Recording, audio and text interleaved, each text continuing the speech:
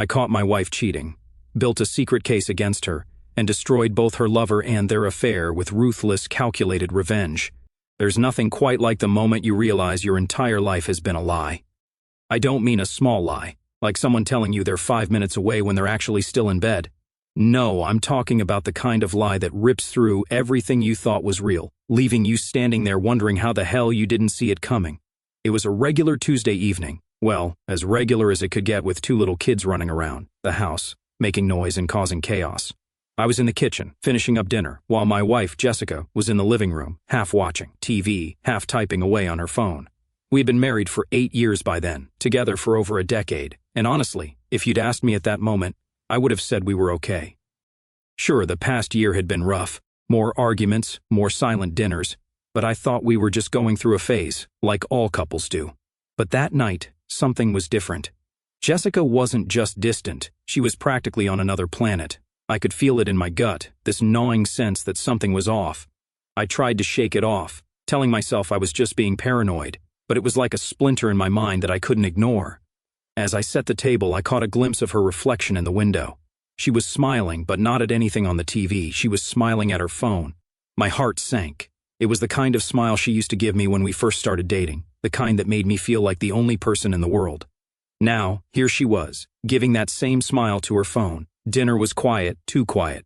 Jessica was barely eating, more focused on her phone than on the food or the conversation. What little there was of it. I asked her if everything was okay, and she just nodded, mumbling something about work being stressful. I wanted to believe her. I really did. But that splinter in my mind kept digging deeper. After the kids were in bed, I decided I couldn't just let it go. I had to know. So I asked her point blank what was going on. She looked up from her phone, surprised, maybe even a little annoyed, and told me she was just tired, that I was overthinking things. But I wasn't convinced. I pressed a little harder, asking her why she'd been so distant lately, why she seemed so disconnected. That's when she put down her phone and finally looked at me, really looked at me for the first time in a long time. I saw something in her eyes that scared the hell out of me, regret. She told me she wasn't happy, that she felt like the spark between us was gone, like we were just going through the motions. I was stunned. I mean, yeah, things had been tough lately, but I thought we were still solid. I thought we were still us. But hearing her say that, it was like the ground shifted beneath my feet. We talked, or rather she talked, and I listened, too shocked to really say much. She said she loved me but wasn't sure if she was in love with me anymore. It was a lot to take in, and I didn't really know how to respond, so I just nodded and told her we'd figure it out. But deep down, I knew something was seriously wrong. The way she was talking, it was like she had already made up her mind about us, like she had already checked out of the marriage. And that smile she gave her phone, it haunted me. That night, after she fell asleep, I couldn't stop thinking about it. I couldn't shake the feeling that there was something more going on, something she wasn't telling me, but I had no idea just how deep the rabbit hole went. Little did I know that Tuesday night was just the beginning. The real nightmare was yet to come. That night, I barely slept. My mind was racing, replaying every moment, every conversation, every little thing that might have hinted at what Jessica had just told me. I kept thinking about that smile she gave her phone. It wasn't just in my head. Something was definitely wrong, and I needed to find out what. The next day, I couldn't focus on anything. I went through the motions at work, but all I could think about was Jessica, her words from the night before, and that damn phone. I hated the way I was feeling, paranoid, suspicious, but I couldn't shake it. When I got home that evening, everything seemed normal.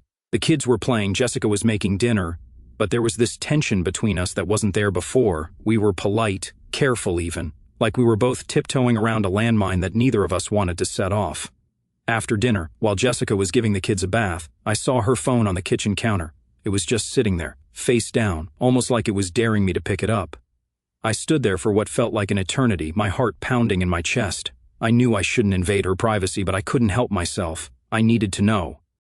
I grabbed the phone and, with shaky hands, unlocked it. Jessica wasn't the most secretive person, and she hadn't changed her passcode. I scrolled through her messages, feeling like a complete jerk, but at the same time, desperate for answers. And then I found it. There it was, a message thread with some guy named Adam. I didn't recognize the name, but as I started reading through their conversations, my stomach dropped. They weren't talking about work or kids or anything innocent like that. It was the kind of conversation you have with someone you're in love with, the kind you should only have with your spouse. They were exchanging flirty texts, talking about how much they missed each other and how they couldn't wait to be together again.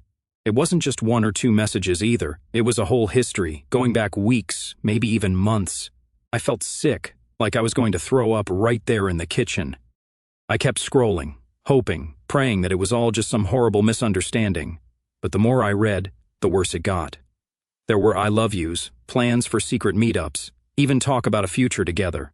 My hands were trembling so much that I almost dropped the phone. It was like everything I thought I knew about my life, about Jessica, was being ripped away in real time. I don't know how long I stood there, just staring at the screen, trying to make sense of it all. It felt like the walls were closing in on me, like I was suffocating under the weight of what I had just discovered. I wanted to confront her right then and there, to throw the phone at her and demand to know how she could do this to me, to us, to our kids. But something stopped me. I don't know if it was fear, shock, or just the need to process what I had just learned, but I put the phone back exactly where I found it. I knew I couldn't just fly off the handle. I had to be smart about this, to figure out what I was going to do next. That night, I couldn't even look at Jessica. Every time she tried to talk to me, I just nodded or gave one-word answers. She asked if something was wrong, but I brushed it off, saying I was just tired. I could see the worry in her eyes, but she didn't push it. Maybe she thought I didn't know, or maybe she was just too caught up in whatever fantasy she was living with Adam to care. I spent the rest of the night on my phone, searching online for advice, reading through forums where people had gone through the same thing. It was like I was looking for some kind of manual on how to handle your wife's infidelity. The more I read, the more I realized I needed to keep my cool. Confronting her without a plan would only make things worse. So, I made a decision. I would gather as much information as I could, figure out my options, and then confront her when I was ready. I wasn't going to let her know that I knew. Not yet. I needed to protect myself, to protect my kids. This wasn't just about my marriage anymore. This was about my entire life, and I wasn't going to let her destroy it without a fight. As I lay in bed that night, with Jessica sleeping soundly beside me, I knew there was no going back. Whatever happened next, our lives would never be the same. All I could think about was how I was going to survive the storm that was coming. Over the next few days, I was living a double life. On the outside, I was the same old me, going to work, taking care of the kids, making small talk with Jessica like nothing was wrong. But on the inside, I was a mess. I felt like I was walking on eggshells, trying to hold it together while my world was crumbling beneath my feet. Every time Jessica looked at me, smiled at me, or tried to kiss me, it took everything in me not to recoil. The worst part was pretending that everything was fine when all I wanted to do was scream. I kept digging every chance I got. I was on her phone, reading their messages, trying to piece together how long this had been going on. I found out that their little affair had started 6 months ago. 6 months of lies, of betrayal, of her sneaking around behind my back. They had met at some conference she attended for work, and from there it spiraled into this twisted fantasy where they were the perfect match, where he was the one who truly understood her. The more I read, the angrier I got. It wasn't just about the physical betrayal, though that was bad enough.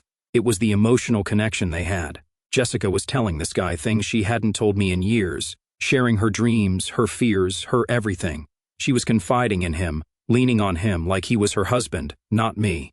And that hurt more than I can put into words. I was furious, yes, but I was also hurt. Deeply, deeply hurt. I kept thinking back to our wedding day, to the vows we made, to the life we had built together. How could she throw all of that away for some guy she barely knew? How could she look me in the eye every day, knowing she was stabbing me in the back? It was like everything we had meant nothing to her. I knew I had to confront her, but I wasn't ready yet. I needed more time to process, to plan my next move. I wasn't going to just let her get away with this. I started seeing a lawyer, getting advice on what my options were. I wanted to make sure that when I confronted her, I was in the best possible position to protect myself and the kids. During this time, I also started documenting everything. I took screenshots of their messages, saved emails, even started keeping a journal of her behavior. It felt wrong, almost like I was the one betraying her, but I knew I had to do it. I couldn't afford to be caught off guard, not when so much was at stake. One night, after the kids were in bed, Jessica was in the shower, and I found myself alone in the living room, staring at her phone on the coffee table. I knew she was still texting Adam, but I hadn't confronted her about it yet. My hands were shaking as I picked up the phone again, scrolling through their latest conversations. It was all there, plans to meet up, talking about their connection and how hard it was to hide their feelings. But then I saw something that stopped me cold. She was talking about me. Jessica had told Adam that she felt trapped in our marriage, that she didn't know how to leave without hurting the kids. She even admitted that she had thought about asking for a divorce, but was afraid of how I would react. It was like reading a script from some twisted soap opera, except it was my life, my marriage, that was being torn apart. And then she said something that nearly broke me. "I wish I had met you first." That was the moment I knew there was no saving this. Whatever we had, whatever we used to be, it was gone. She wasn't just unhappy, she was already halfway out the door. And the worst part was, she didn't even have the guts to tell me. She was waiting for the right moment, or maybe for me to find out on my own, so she wouldn't have to be the bad guy. I put the phone down, my mind racing. I felt sick to my stomach, like I had just been punched in the gut. It was over. I knew it, and deep down, I think I had known it for a while. But seeing it there in black and white made it real in a way that nothing else had. That night, I made up my mind. I wasn't going to let her keep stringing me along while she played house with Adam behind my back. The next time I confronted her, it would be the last time. I was done being the fool, done pretending that we could somehow fix this. I was going to take control of the situation, not for her, not for Adam, but for me and my kids. And so, I waited. I waited for the right moment, biding my time, letting her dig her own grave, all the while knowing that the end was coming. She just didn't know it yet. I finally reached my breaking point a few days later. It was a Saturday morning, the kind where we'd usually spend time together as a family, taking the kids to the park, grabbing lunch at that little diner we liked. But this time, there was no family time. Jessica was distant, glued to her phone, probably texting Adam, pretending she was just checking emails, or scrolling through social media. The kids were playing in the living room, and I could feel the tension in the air, like a storm was about to hit. I couldn't take it anymore. I asked her to step into the kitchen, away from the kids, and with a calmness that surprised even me, I looked her in the eye and asked, "Are you having an affair?" Her reaction was immediate. Her face went pale and she didn't say anything for what felt like an eternity. I could see the gears turning in her head, like she was trying to figure out how much I knew, how much she could still lie about. Finally she nodded, barely a movement, but it was enough. My stomach dropped and my hands clenched into fists at my sides. I wasn't going to let her off easy. "How long?" I asked, my voice steady, even though I felt anything but. She hesitated again before she whispered, 6 months. 6 months. Half a year of lies, of sneaking around, of betraying everything we had built together. But it wasn't just the time that got to me. It was the way she said it, like she was confessing something trivial, not like she was admitting to tearing our family apart. I pressed her for more details, not because I wanted to hear them, but because I needed to understand just how deep this betrayal went. And then she said something that almost made me lose it. "He's my deepest emotional connection," she said, almost like she was trying to justify what she had done as if that made it okay. I couldn't believe what I was hearing. Emotional connection? What about our connection? What about our life, our kids, everything we had been through together? It was like nothing mattered to her anymore except this fantasy she had built up in her head. But I kept my cool. I had been preparing for this moment, and I wasn't going to let her see me break. Instead, I laid down the rules, the conditions for any chance of saving our marriage. I told her she had to cut off all contact with Adam, go to couples therapy with me, and respect the boundaries I was setting. I knew it was a long shot, but I had to try, for the kids, if nothing else. Her response? She actually had the nerve to get angry, to act like I was the one being unreasonable. She said she needed to see him one last time, for closure. I couldn't believe it. Closure? What closure do you need with someone you were planning a future with behind my back? That's when I laid it out for her, plain and simple. "If he's so important to you," I said, "then pack your bags and go be with him." I think that shocked her more than anything else I had said. She looked at me, her eyes wide, like she couldn't believe I would actually stand up for myself. But I meant every word. If she was going to choose him over our family, over our kids, then I wasn't going to stick around and be her second choice. After that, she backed down, at least for the moment. She accused me of being controlling, of trying to manipulate her, but I didn't care. I knew what I had to do, and I wasn't going to let her guilt trip me into thinking otherwise. A few days later, she showed me a message she had sent to Adam, supposedly breaking things off. But I didn't trust it, not for a second. There was something in the way she presented it, like she was trying to prove something to me, but it didn't feel genuine. I knew she would try to keep in touch with him, maybe through another phone or a secret email, but I let it go, at least for now. I had more important things to focus on, like protecting my kids and preparing for the inevitable. By the end of that conversation, I could see it in her eyes. She didn't believe I would actually go through with leaving her. She thought this was just a rough patch. that we would somehow get past it, that I would forgive and forget. But I knew better. The damage was done, and there was no going back. I was already planning my next move. Not long after that confrontation, I decided it was time to speak with Jessica's father. We had always been close, and I knew he cared deeply about our kids. I felt like he deserved to know what was really going on, especially since he might be caught in the middle once everything came to light. I went to see him one evening, and we sat down in his living room, just the two of us. It was one of those quiet moments where you know the conversation you're about to have will change everything. He offered me a beer, and I took it, even though I could barely taste it through the knot in my throat. I started off by telling him how much I respected him and how important he was to me and the kids. Then I took a deep breath and explained the situation, how Jessica had been distant, the affair, everything. I was honest about my intentions. I told him I was going to file for divorce, that I couldn't stay in a marriage where trust was shattered, but that my main concern was the kids. He didn't say much at first, just listened, nodding along, his face growing more serious with every word. When I was finished, he sat back in his chair and let out a long sigh. I could tell he was processing it all, trying to make sense of how his daughter, his little girl, had gotten herself into this mess.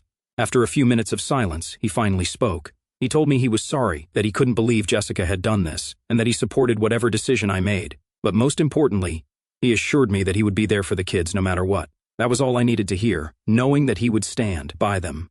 Even as their parents' marriage fell apart, gave me some peace of mind. Jessica, on the other hand, was furious when she found out I had spoken to her father. She accused me of trying to turn him against her, of airing our dirty laundry, but I didn't care. She was more concerned about her image, about keeping everything under wraps, than she was about the damage she'd done. That only solidified my resolve. I spent the next few days getting everything in order. I contacted a lawyer, started gathering all the documents I needed, and mentally prepared myself for what was to come. I wasn't just protecting myself, I was protecting my kids from the fallout of this disaster. I had to make sure they would be okay, that their lives wouldn't be completely turned upside down. And then came the moment to tell Jessica. I handed her the divorce papers one evening, after the kids were asleep. She looked at them like they were a bomb about to go off, completely shocked that I had actually gone through with it. She had never thought I'd really leave her, not after everything we had been through, not after all the years together. She started crying, and for a moment, I almost felt sorry for her, almost. But then I remembered all those nights I spent lying awake, wondering what had gone wrong, why she had chosen someone else over our family. I remembered the hurt in our kids' eyes when they asked why Mommy and Daddy were always fighting, and that sympathy disappeared. In the days that followed, I could see the reality setting in for her. She was losing the life we had built together, and it was all because of her choices. She tried to act like she was the victim, but I wasn't buying it. I knew better now. I wasn't going to let her manipulate me anymore. I was done playing her games. The divorce was happening, and I was moving on, with or without her cooperation. The day of our daughter's birthday party arrived, and to say I was dreading it would be an understatement. Jessica had insisted on hosting it at our old house, the one we had shared as a family before everything fell apart. She wanted to keep things as normal as possible for the kids, and I agreed to that. But what I didn't agree to, what made my blood boil, was that she had invited Adam, yes, him, to the party. I mean, can you believe that? She actually thought it was okay to bring her lover to our daughter's birthday, like he was just another guest, like nothing had happened. It was the most disrespectful thing I could imagine, and it was a slap in the face, not just to me, but to our whole family. So I made a decision. I wasn't going to play along with her twisted idea of normal. I wasn't going to put on a fake smile and pretend like everything was fine while that man was in my house, around my kids. But I also wasn't going to cause a scene in front of everyone, especially not on our daughter's special day. She deserved better than that. Instead, I came up with a plan. I decided I would go to the house before the party started, drop off our daughter's gift, and leave before anyone else arrived. I knew it would send a message, a clear one, that I wasn't okay with this situation. And I had one more thing in mind, something that would really make Jessica and Adam think twice about the choices they were making. When I got to the house, the air was thick with tension, but I stayed calm. I knocked on the door and Jessica answered, her face going pale when she saw me standing there with the gift. I could see Adam in the background trying to avoid my gaze, probably hoping I wouldn't make a scene. But I wasn't there for a confrontation. I was there to reclaim a little bit of my dignity, to remind them both that I wasn't some pushover they could walk all over. I handed Jessica the gift, a beautiful dollhouse our daughter had been asking for all year, and told her to give it to her when the party started. Then I turned to leave, but not before dropping my final surprise. I had prepared a short letter, something simple but with a clear message. I told Jessica that, while I couldn't be there, I hoped she would take a moment to read the letter aloud before the cake was cut. I walked out without looking back, got in my car, and drove to my parents' house, where the kids were supposed to come later. As I drove, I imagined the scene unfolding. Jessica, confused but curious, opening the letter in front of Adam and the other guests. The letter was addressed to our daughter, but it was really meant for everyone in that room, especially for the two people who had caused so much pain. In the letter, I wrote about how much I loved our daughter, how proud I was of her, and how I wished I could be there to celebrate with her. But then I added a line about how sometimes, when people make bad choices, they lose the chance to share in special moments. I ended by telling her that, no matter what, I would always be there for her and her brother, that I would never let them feel unloved or unwanted. I didn't need to be there to know the impact that letter would have. It wasn't about causing drama, it was about setting the record straight, about showing that I was strong enough to stand up for myself and my kids, even in the face of betrayal. Later that night, when the kids were back at my parents' house, I asked them about the party. They said it was fun, but they didn't mention Adam at all. I knew then that my plan had worked. I had taken a stand, and it was clear that Jessica and Adam were shaken by it. They had crossed a line, and now they were feeling the consequences. As for me, I felt a strange sense of peace. I had done what I needed to do, and I was ready to move forward. I knew it wouldn't be easy, and there were still plenty of challenges ahead, but I was done letting them control my life. I was done playing by their rules. From that day on, I focused on building a new life for myself and my kids, a life where we didn't have to pretend or put up with lies, a life where we could finally be free.